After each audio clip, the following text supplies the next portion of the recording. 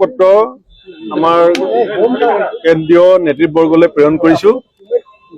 পদত্যাগ কৰাটো সঁচা, তাতকে এতিয়া মই বেছি কথা ক'ব বিচৰা নাই, কিন্তু মই এষাৰ কথাই আপোনালোকক কৈ দিছো, যি এতিয়া ঘটিছে সেইটো মই আপোনালোকক অৱগত কৰিছো। আৰু স্বাভিমানৰ প্ৰশ্ন আহিছে, স্বাভিমানৰ বিষয় আহিছে, আৰু দলৰ যি ধৰণে পৰিচালিত হৈছে সেইখিনি মই কেন্দ্ৰীয় নেতৃত্বক জনাইছো। কেন্দ্ৰীয় নেতৃত্বৰ নিশ্চয় মোৰ পত্ৰ এতিয়া ৰাতি বেছি দেৰিটো হোৱা নাই, মই ৰাতিপুৱা 8 বজাত পদত্যাগ পত্ৰ প্ৰেৰণ কৰিছো। গতিকে আৰু যিখিনি ক'বলগীয়া থাকিব আপোনালোকক মই পৰৱৰ্তী সময়ত নিজে মাতি আনি পেলাই ক'ম। কিবা ৰাজনৈতিক সিদ্ধান্ত ল'ব নেকি নতুনকে?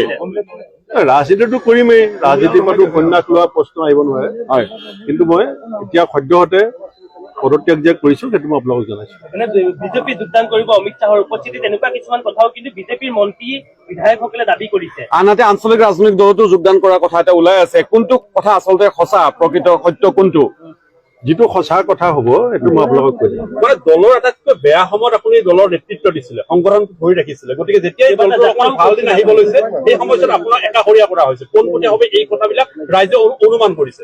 মোক একাষৰীয়া কৰাটো এটা বেলেগ কথা, কিন্তু দলটো এতিয়া মাজুলীত যেতিয়া আমাৰ গাড়ীখন গৈ পালে তালৈ কোন যাব লাগে কোন যাব নালাগে সেইটো দলে সঠিককে সিদ্ধান্ত ল'ব নোৱাৰে।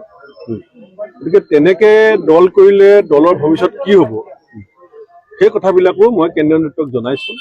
কেন্দ্ৰীয় নেতৃত্বই কি চিন্তা কৰিব তাৰপিছত মই আপোনালোকক জনাম। আপোনাৰ সমষ্টিতে আপুনি নিজাববীয়াকৈ কৰ্মকৰ্তা নিয়োগ কৰিব পৰা নাই, বিষয়ববীয়া নিয়োগ কৰিব পৰা নাই।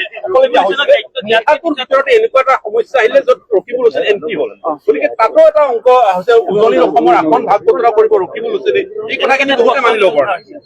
সেইটোতো সকলোৱে জানে, গোটেই সংবাদ মাধ্যমে চবেই জানে চব কথা। এতিয়া আপোনাক বুজনি দিব এলায়েন্স পাৰ্টনাৰ বিলাকে জানে, সকলো ৰাইজে জানে কি ঘটি আছে ভিতৰত, কোনে দল কেনেকে চলাই আছে। মানে সভাপতিয়ে কথা শুনে নেকি ৰকিবুল হুছেইনৰ? আৰু ৰকিবুল হুছেইনৰ কাৰণে নেকি কংগ্ৰেছ এতিয়া বেকফুটত? স্পষ্টভাৱে ৰকিবুল হুছেইনৰ কাৰণে নেকি? কাৰণ কি যিকেইজনে প্ৰশ্নবিলাকতে প্ৰশ্নৰ উত্তৰবিলাক সন্নিৱিষ্ট হৈ আছে। বিৰোধী দলে কয় যে অকল দলৰ প্ৰতিয়ে নহয়, মোক ককায়ো হয়। আমি ৰাজনীতি কৰিলো বুলিয়ে অকল যে পদমৰ্যাদাৰ জৰিয়তে আমাৰ সম্বন্ধ এনেকুৱা নহয়। এতিয়া এখেতসকলো আহিছে আমাৰ এটা একেলগে, এতিয়া আপোনালোক সাংবাদিকসকলৰ মাজত একেলগে যেতিয়া কাম কৰি থাকে আপোনালোকৰ মাজতো এটা সম্বন্ধ গঢ়ি উঠে। সেইকাৰণে সকলো আহিব পাৰে, অহাত কি অসুবিধা আছে? মানে ভৱিষ্যত ৰাজনীতি কোন দলত হ'ব পাৰে সেইটো কাৰণ বিজেপি প্ৰথম আপোনাকে জনাম। ভূপেন দা, আপুনি বিজেপিৰ আদৰ্শৰ সম্পূৰ্ণ বিপৰীত স্থিতিত আছিলে, গতিকে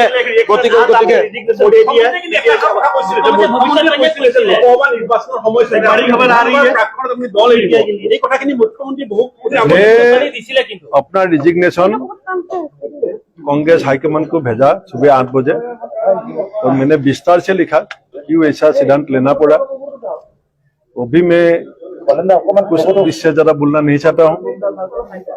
जब जरूरत होगा मैं सांबादिक लोगों को खुद इनवाइट करके पूरा बात विस्तार से बताया। कांग्रेस के भूतपूर्व सभापति थे, क्या गौरव गोगोई के साथ कुछ अनबन हुई या रकीबुल हुसैन के साथ? खबरें आ रही है ये कोई व्यक्तिगत चीज नहीं है। जिस पार्टी को मैंने 32 इयर्स दिया, 94 में मैं पार्टी में ज्वाइन किया, ये सिद्धांत कोई सिर्फ व्यक्तिगत नहीं हो सकता है। पार्टी का भविष्य को लेकर चिंतित है, इसलिए मैं कांग्रेस हाईकमान को अपना रिजिग्नेशन लेटर में विस्तार से सभी बात बताया। गौरव गोगोई प्रदेश कांग्रेस के अध्यक्ष যে আপুনি প্ৰদেশ কংগ্ৰেছৰ সভাপতিৰ পৰা আপোনাক আঁতৰাই দিব, সেইটো হ'ল আপুনি বিজেপি যোগদান কৰিব বিধানসভা নিৰ্বাচনৰ পূৰ্বে। মুখ্যমন্ত্ৰীয়ে কোৱা কথা গোটেইখিনি এনেকুৱা ধৰণৰ ফলিয়াই গৈ আছে, হয়তো এইটো কেনেবাকে এইটো আপোনাৰ কি ভাবে সেই বিষয়টো লৈ? মইতো যিলৈকে ক'ব পাৰি কৈ দিছো আপোনালোকক, তাৰ পাছৰখিনি আপোনালোকে নিজে নিজে এনালাইচিছ কৰক, মইতো বাধা কৰা নাই। মই যি কৰিম বা মই যি ভাবি আছো, মই যি কৰিবলৈ গৈ আছো মই চব আপোনালোকক কম, মইতো নলুকাও। মই পলাই একো কাম নকৰো। মই ৰিজিগনেশ্যন দিছো, লুকুৱাইছো নাই?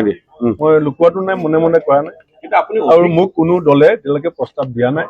অখিল গগৈ ডাঙৰীয়া মুখতি ব্যক্তিগতভাৱে আমি কিছু কথা পাতিছো, কালিও লগ পাইছো, কিন্তু এনেকুৱা ৰাজহুৱা কোনো দলে বা আনুষ্ঠানিক মোক কোৱা নাই যে আপুনি কিন্তু এইটো কথা ঠিক যে মই ৰাজনীতিৰ পৰা সন্ধ্যাক ল'বৰ কাৰণে সিদ্ধান্ত লোৱা নাই। কিন্তু বিজেপি बीजेपी में भी जा सकते हैं।